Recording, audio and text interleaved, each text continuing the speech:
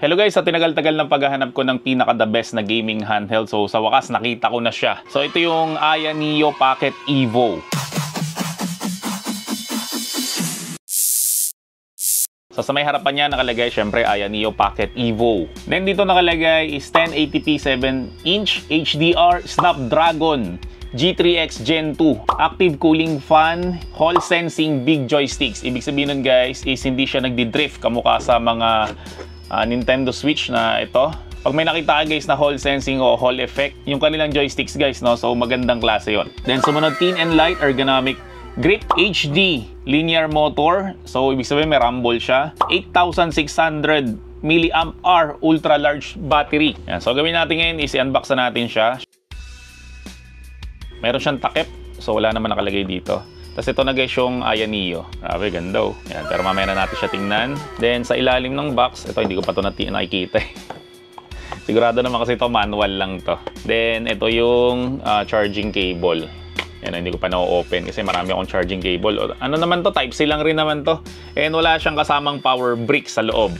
Then meron rin siyang kasamang pouch. So sa mga hindi nakakalam guys, ang Aya Neo is gumagawa siya ng mga handheld rin na gaming. Pero sa nakikita ko sa kanya guys, to para siyang Apple ng mga gaming handheld. Kasi ang mahal ng presyo niya guys para sa mga premium device niya. So hindi siya guys nakikipagsabayan ng presyo sa ibang gumagawa ng mga handheld rin na console. Kamukha ng Anbernic, ng AYN. So wala siyang pakialam doon. Basta siya guys, meron siyang sariling presyo. Ang mamahal guys ng mga presyo niya, kamukha nito, ang brand new price ito guys is 26,000 pesos. So pag nakita nyo guys yung harapan niya, isa siyang continuous na salamin hanggang dito. Wala kang makakapa dito guys sa screen niya kasi continuous siya hanggang sa may dulo. Grabe oh, ganda oh. Yung nga lang fingerprint magnet siya. Yan kasi glossy black to eh. Then ang nabili ko guys is 12 GB RAM and 256 GB ROM. So ito guys, makikita nyo itong dalawang Hall effect na analog na stick. So makikita nyo full siya. Ibig sabihin nun, talagang buo siya. So kung ano guys yung nakikita nyo sa mga controller ng PlayStation, kung gaano siya kalaki, no? So halos ganun rin siya guys kalaki dito. Kasi sa Nintendo Switch guys, masyado siyang maliit. Tapos parang pigil na pigil yung movement niya. Hindi ka mukha dito na talagang full.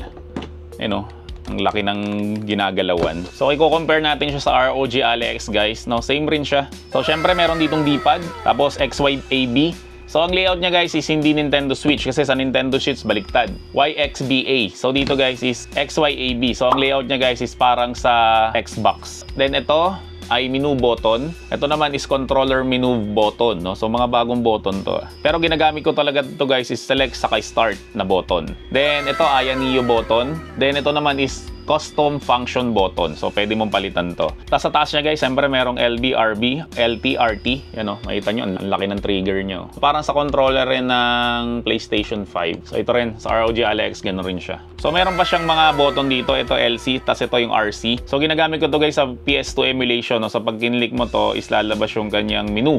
So pwede ka mag-save, pwede ka mag-load, yun. So mamaya papakita ko sa inyo.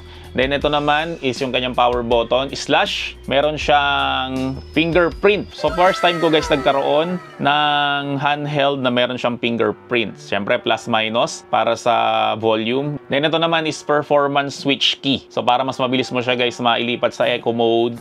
So may performance mode, syempre sa high performance mode, no. So ito. So dito naman guys is yung kanyang active heat dissipation outlet, no. So dito guys lumalabas yung mainit na hangin. So nandito guys yung active cooling air inlay. Tapos nandito naman guys yung passive cooling vents. Di pa tayo guys sa ilalim, dito yung Type-C na charging port. Then itong dalawang to is yung kanyang speaker. Tapos meron siya guys mic. Then ito naman guys yung micro SD slot niya, no. So kung paano siya ino-open, so ipipress mo lang dito, meron siyang bilog. So pag pinress mo siya guys, yan lalabas na yung kanyang port. So kapag in-on ko siya guys, ginagamitan ko siya ng fingerprint. O, di ba? Social. So ito yung kanyang Aya Space na tinatawag. Yan. Usually talaga guys, di talaga ako gumagamit ng mga default launcher ng mga handheld, no? Kasi mas type ko talaga yung Digision, no? Pero ipakita ko na lang rin sa inyo to. So nasa taas yung mga favorites mo. Then nandito guys yung mga in-install mo. So kapag sinwipe daw mo siya guys, is same lang rin naman sa may cellphone mo.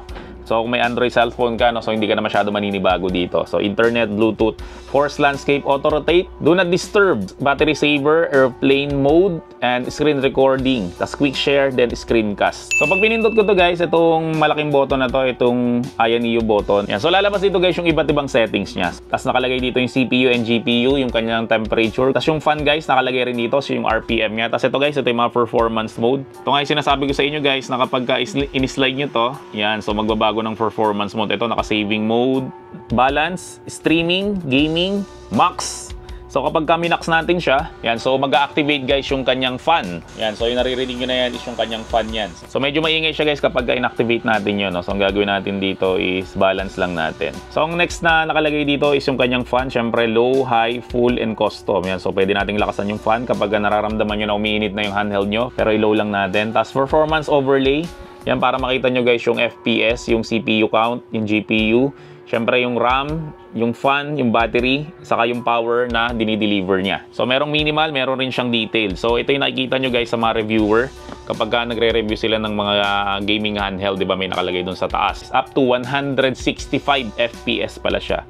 So i-set natin sa 165 para ma-maximum natin. So ang next naman na makikita natin dito is yung kanyang controller. So sa controller guys, meron ditong settings for vibration. So low, middle, high, sound vibration. So ibig sabihin nun kapag naglalaro ka, yung beat ng vibration is sumasabay doon sa game mo. So kapag binabaril ka dun sa game mo, is nagbabibrate rin to, no? So yung trigger niya, digital or linear. Then yung joystick, meron rin siyang settings dito, sensitivity, invert joysticks, dead zone, yan. ABXY na layout, so dito may nakalagay na layout. So pwedeng gawin na standard or Japanese. So Japanese pala yung tawag kapag Nintendo Switch yung layout na gagamitin natin, no? Katulad yung sabi ko kanina, itong Nintendo Switch kasi is baligtad siya. BAYX. Kapag Japanese siya guys, so magpapalit tong dalawang to. So bagay to guys kapag naglalaro kayo ng Nintendo Switch. So back lang natin. Then gyroscope. So pag in-on mo siya, di ba yung mga games na halimbawa yung Splatoon, ginagamitan mo guys yung gyro o yung movement mismo ng handheld natin para sa aiming. So balik lang natin. Turbo, meron dito nakalagay, so hindi ko na siya babaguhin. So sa device naman tayo guys, syempre brightness meron siya, airplane mode, Bluetooth, Wi-Fi, so RGB effect. So pakita ko sa inyo guys yung default, then yung breathing, single yan. Ito naman yung breathe na RGB. Ito breathe Google. Ito ganda na ito. Iba-iba ng kulay. Static, so walang masyadong effect. Reactive, so parang sumasayaw tong ilaw, no, according dun sa nilalaro mo. Then customize yan, so pwede natin i-customize. So dito naman tayo guys sa may toggle, no? Ito guys yung mga quick action, so screenshot, Bluetooth, etc. No? So pwede mong bagu-baguhin yan kung ano ba yung mas madalas mong ginagamit. Then dito tayo sa may settings, so meron tayong update, so pwede mo siyang i-update. On the air update lang siya. So try nga natin mag-check ng update. No? So mayroon na siyang update. Pero mamaya na natin update, no, para mabilis lang tayo. So again guys, ang ginagawa ko dito is ini-install ko kaagad yung Daijisho. Kasi unang-una, sanay na ako dito. So pangalawa guys, meron ditong settings na pwede kang mag-backup and restore. So ibig sabihin nun is pwede mong i-backup yung settings mo dito and kapag nagpalit ka ng gaming handheld na kamukha nito, ito kabibili ko lang nito. So mag-alala guys, no, i-review rin natin tong Retroid Pocket Flip, no? So pwede mong ilipat lang yung settings mo dito, no, kumukha ng ginawa ko dito. Kaya hindi na ako guys nahihirapan na mag-setup ng panibagong handheld. Kasi nga guys, sa may Daijisho is meron siyang backup. Yan, so pag binackup natin siya, yan, babackup na ako lang siya. So magsisync lang siya sa Google Drive mo. Then pwede mo rin siya guys i-restore. So ito guys yung mga naka-install sa akin ng mga emulator. So Nintendo Switch, Nintendo Wii, Wii U, Nintendo 3DS, Dreamcast, Game Boy, Game Boy Advance, Game Boy Color, GameCube, Sega Genesis, Sega Master System, Neo Geo, NES, PlayStation 2, PSP, PlayStation, Super Nintendo, and yun, bumalik na siya. So, pakita ko na rin sa inyo guys, no, ang kinagandahan nitong Daijisho, no. So, marami ka guys pwedeng i-download na emulator dito. So, 118 na emulator pero yun lang talaga ginagamit ko. Yan, so pwede kang magdagdag yan. Halimbawa, itong Nintendo 64, pag idadagdag ko siya, lalagyan ko lang siya ng check, then i-import ko lang siya. Tapos, mapupunta na siya dito. Tapos, ang kailangan mo na lang gawin is i-download yung pinaka-emulator na ginagamit mo for Nintendo 64. So, bago tayo guys mag-testing ng emulator, pakita ko lang sa inyo guys yung pinaka-highlight para sa akin ng gaming handheld na to, which is yung screen niya. So, ang screen niya guys is OLED. Pag nakakita kayo guys ng OLED screen yan guys, yung the best na screen na makukuha mo either na sa cellphone, sa may handheld, o sa may tablet. Kahit sa TV guys, basta may nakita kang OLED, mas mahal siya guys. Pero, yung best experience ang makukuha mo guys sa may OLED na screen. Tapos tingnan nyo to. Nakita nyo yung border niya. Nakita nyo yan kung gaano kanipis yan. Ito guys yung ROG Ally X. Tingnan nyo guys yung border niya. Sobrang laki. Halos 1/3 inch guys yung border nito. Ito guys, tingnan nyo yung border nito. Yan, nakita nyo yung border ng cellphone ko. Sobrang liit niya na. Ito sa may gilid, oh. Yan, so ganun rin siya guys. Sa lahat ng handheld na nalaro ko, ito yung may pinakamagandang screen para sa akin. Kasi nga, halos borderless na talaga siya. Mag-testing muna tayo guys, yung pinakauna, itong library, no? So, yung Adventure Island 1, yan. Ito guys, kakatapos ko lang ito na nakaraan. Sobrang saya ko. After 35 years, natapos ko siya. Yan, so i-play ko lang siya. Then, confirm lang natin.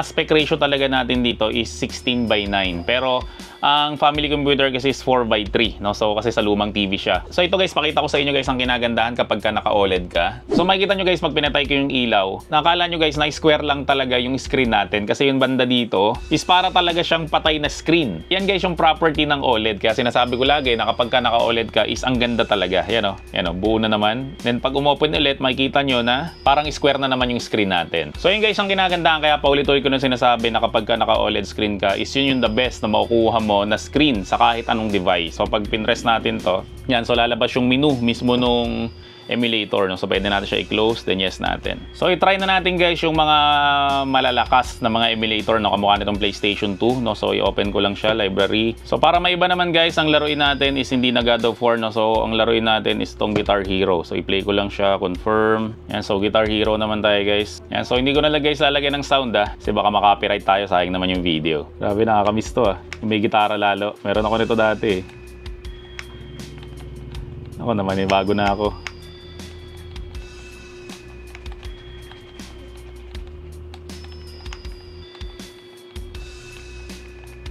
Ano ba yung wami dito? Try nga natin to, itong Final Fantasy X naman. Para maiba naman, lagi lang tayong God of War So maganda dito guys, pwede mong i-toggle yung frame limiter niya para mabilis lang. Diba kasi minsan nakakainip manood ng mga cutscene. Yung favorite ng kapatid ko dati. Yan, so ito si Tidus. Yan gumagalaw naman siya. Yan, so working siya. So pakita ko sa inyo guys yung settings niya. Yan, ang GPU renderer ko is Vulkan, then ang upscale multiplier ko is up to 2 times. So hindi ko lang talaga matiis guys, no? I-flex ko lang sa inyo to. Itong aking nilalaro, God of War. Yan makikita nyo na malapit ko na siyang matapos sa PS2. Yung God of War Part 1 guys, natapos ko sa AYN Odin. Yan konting-konti na lang to. Siguro mga 1 to 2 hours na lang to, tapos na ako dito. Yan, so wala lang, finlex ko lang. Then test naman natin ay Nintendo Switch. Yan, syempre maraming nagtatanong dito. Ang ginagandaan dito guys, dahil nga Snapdragon to is highly optimized to the guys sa mga emulator ng Nintendo Switch. Hindi kamukha guys ng 557, no? So marami siyang error talaga sa Nintendo Switch, no? So try natin tong Prince of Persia. Yan makita nyo working. 46 to 60 FPS kaya nito. Nice, ganda ng screen, no?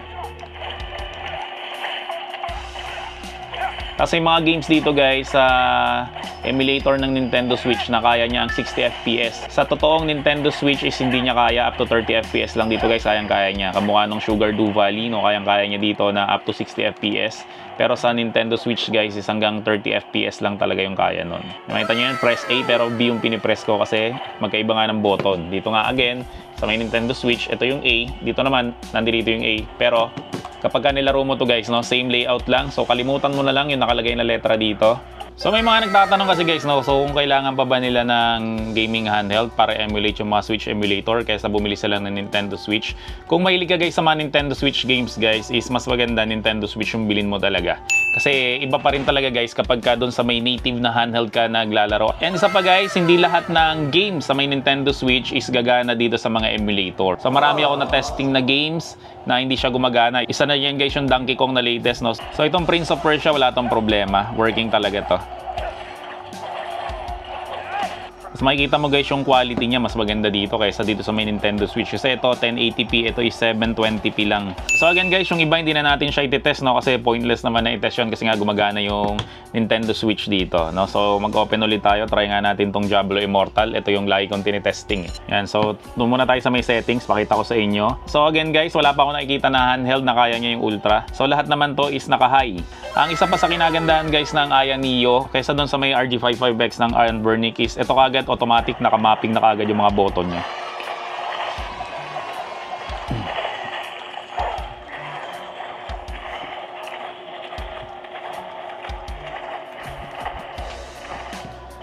So, last testing natin. So, marami kasi nagre-request, pwede raw ba yung Mobile Legends? Kasi guys, di talaga ako naglalaro nitong Mobile Legends Mahilig kasi ako sa mga RPG, saka sa mga hack and slash. Yan, so, ito, lagi itong binipili, si Layla. So, confirm lang natin. So, sa lahat guys ng lumabas ngayon na gaming handheld, ito yung guys yung pinakamalakas, saka yung AYN Odin. Kasi pareho sila guys na naka-Snapdragon na Gen 2. Ito guys, working yung kanyang directional, kaso dito wala Ayan, wala. Okay, so kailangan mo pa rin itong pindutin. So, kailangan itong i-map Yan, so sa mga nagtatanong, pwede guys yung Mobile Legends. So ngayon guys, na-testing na natin, no? So sabihin ko lang sa inyo guys yung pros and cons nitong Aya Neo Pocket Evo. So syempre, doon muna tayo sa mga pros. Unang-una guys sa pros niya is itong screen niya. Grabe, ito yung pinakamagandang screen sa lahat ng handheld na nahawakan ko. Kahit na i-compare mo siya sa Steam Deck, i-compare mo siya sa ROG Ally X, i-compare mo siya sa Nintendo Switch, i-compare mo siya sa etong mga maliliit na to. Yan, i-compare mo siya dyan. Then kahit dito sa latest na nabili ko, no, kahit i-compare mo siya dito, yung screen na to guys, walang tatalo dito. Sobrang ganda kasi nga yung border niya, dulo-dulo na siya halos. Pangalawa na gustuhan ko sa kanya guys, syempre sobrang powerful nito. Ito guys, saka yung AYNO din, yun ang pinaka-powerful na handheld gaming na pwede mong mabili ngayon. Pangatlo guys, syempre yung kanyang build quality. Ang Aya Neo guys, ang isa sa pinakamagandang gumawa ng mga handheld console. Katulad ng sinabi ko sa inyo kanina, no, para siyang Apple. So ganun siya guys kaganda yung mga handheld console niya. Tingnan nyo naman yung pagkakagawa nito. Grabe. Ito, pag nakita nyo itong mga Anbernic, kahit yung RG557, kahit na itong Retroid Pocket Flip, kapag kinumpare mo siya dito, walang panama itong mga to dito. No? So, sobrang ganda guys ng kanyang build quality. Kumarte kayo guys sa mga ganun, no? Aya Neo guys yung mga bilhin nyo. Sumunod guys is yung kanyang full na Hall Effect na joystick. So again guys, ang Hall Effect, hindi siya kamukha ng Nintendo Switch na darating ang time is magdi-drift to. And yung full naman niya is hindi siya kamukha ng Nintendo Switch na masyadong maliit. So sa kanya guys, para kang naglalaro ng PlayStation. Buo talaga guys yung kanyang mga analog. So pwede mo siyang dalhin sa labas. And ang kinagandaan niyan guys, ang laki ng battery nito. 8,600 mAh yung battery niya, no? Kaya hindi ka mabibitin sa paglalaro dito. Mula nung binili ko to, ilang beses ko lang to chinarge. Kasi sobrang tagal talaga malobat nito as in. So kapag ka mga low quality games, mga SNES, siguro aabot to ng mga 12 to 16 hours. Mga ganun siya katagal. Kapag ka Nintendo Switch, aabot to ng mga 3 to 4 hours. Sumunod guys is yung kanyang cooling. Kahit kailan hindi ko pa to nahawakan at nakaramdam ako ng init dito. Sobrang ganda guys ng cooling performance nito. So sa ergonomic naman guys, bukod sa Steam Deck, ito guys yung sumunod na pinaka masarap hawakan talaga. Hindi siya glossy masyado, so hindi nagpapawis yung kamay ko. Makikita nyo, hindi ako naka-gloves ngayon. Ito namang ROG Ally X, ergonomic rin siya, kaso ang problema dito mabigat. Ito hindi siya ganun kabigat. Nagugulat nga asawa ko dito, ang gaan lang raw nito eh. So parang mas mabigat pa nga tong Nintendo Switch eh. Yun naman yung magiging reklamo ko dito, itong Flip 2, no? Kasi hindi siya masyadong ergonomic. Kasi nga is squarish siya. Tapos ito yung nakakainis dito eh, sa mga naglalaro, di ba? Itong daliri natin, yung nasa ilalim. No? Yung ginagawa nating sangkalan para hindi mahulog. Diba sa cellphone, ganito tayo mag-cellphone. Itong daliri natin dito, no? Kaya nakakangawit. Ito, siguro may mga muscle na yung mga daliri natin na to eh. Dito guys, hindi ganito yung daliri mo sa ilalim. Kasi mahawakan mo talaga siya ng buo. Yan o. Di ba? Nung nakaraan, sabi ko doon sa may RG557 is isa sa mga komportabling handheld. Ang problema, yung itsura niya, ang pangit. Kasi meron siyang umbok dito. So yung umbok na yun guys, ay parang ganito rin siya kalaki, pero dito yung ilalim niya may screen. Kaya yung umbok dito guys, no, maganda siyang tingnan. Di ka mukha doon sa may 557 na parang nilagyan mo lang dito eh. Ang sarap hawakan nito. Tinuloy-tuloy ko nga guys laruin yung God of War dito ng 5 oras eh. Di man lang ako nakaramdam ng kahit anong pangangawit. Yan, so kung gusto mo yung pinaka-komportable na hindi mo kailangan gumamit ng grip, di ba? Kasi usually gumagamit tayo ng grip kamukha nito. Kasi kapag ito lang yung nilagay mo dito sa may Nintendo Switch, so grabe ngawit mo dito, yan oh, ganyan oh. Di ba? Ganyan tayo maglaro sa Nintendo Switch. Mga ngawit ka talaga dito. So doon naman tayo guys sa cons ng handheld na to. Syempre unang-una yung presyo. Sobrang mahal talaga guys sa mga Aya Neo products. So para kang bumibili ng mga Apple products na talagang sasabihin mo na parang overpriced siya eh. Pero kung makikita mo naman guys yung quality niya over doon sa may price niya, masasabi na worth it talaga. Kasi nung hindi pa ako nakakabili nito, sabi ko mahal-mahal naman yan. Bibili na lang ako ng Anbernic. Pero nung nahawakan ko na siya guys, ang nasabi ko, kaya pala siya mahal. No, kasi ang ganda talaga ng quality niya.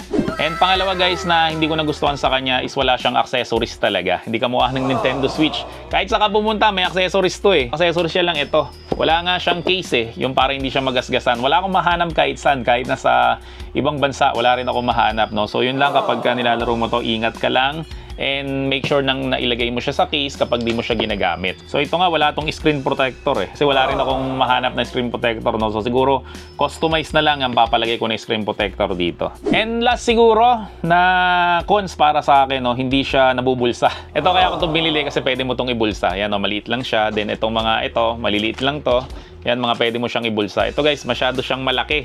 Kaya mahirap siyang ibulsa. Ito guys, size comparison, ito yung Nintendo Switch. Yan, so halos kasing laki lang siya ng Nintendo Switch, pero mas maumbok siya kasi nga sa ergonomic niya dito. Yan, ang Nintendo Switch kasi flat eh. Yan, tapos ito naman yung ROG Ally X. Mas malaki lang ng konti yung ROG Ally X sa kanya. Pero yung screen nila guys is pareho. 7 inches screen. Ito rin guys is 7 inches na screen. Pero mas compact to yung design niya dito kasi nga ang liit ng border niya. Hindi kamukha dito sa ROG Ally X na ang lalaki ng border niya. So yun lang guys ang cons para sa akin. So masasabi ko nga guys sa lahat ng nabili ko na Android guys ang usapan dito na gaming handheld. Ito na guys yung pinaka-paborito ko sa lahat. So mas paborito ko siya kaysa dun sa nabili ko nung una, yung AYN na Odin 2. So same specs lang rin sila dito sa processor, pero yung screen kasi noon is hindi siya OLED. So may lumabas ngayon na Odin Portal, pero di ko alam kung mabibili ko pa yon kung dahil nga sa ganda naman nito. And pangalawa guys, so sa may AYN Odin is hindi siya masyadong ergonomic, di kamukha nito. Kaya yun, ginamitan ko pa talaga ng grip yun para lang mahawakan mo siya ng maayos. So siguro guys, sa mga susunod na vlog is to talakayin naman natin kung kailangan mo ba talaga ng mga gaming handheld na to. Or pwede na yung cellphone mo kasi ito Snapdragon Gen 2 rin to, kamukha rin nito. Tapos ilalagay mo na lang siya sa mga controller na kamukha nito. So yun lang guys ang unboxing, syempre yung testing ko and syempre yung conclusion ko dito sa may Aya Neo Pocket Evo. Yan, so sa mga gusto mag-avail nito, maglalagay ako ng link sa may description section ng video na to kung saan ba guys legit tong nabibili. And syempre guys, kung nagustuhan mo naman tong video na to, no, huwag mo naman kalimutan mag-subscribe dito sa my channel ko. Syempre like mo na rin tong video na to at i-turn mo na rin yung notification bell para lagi kang updated guys, no, kapag may mga bago tayong review ng mga ganitong mga gaming handheld. So maraming salamat ulit sa inyong lahat. See you on my next video and bye-bye!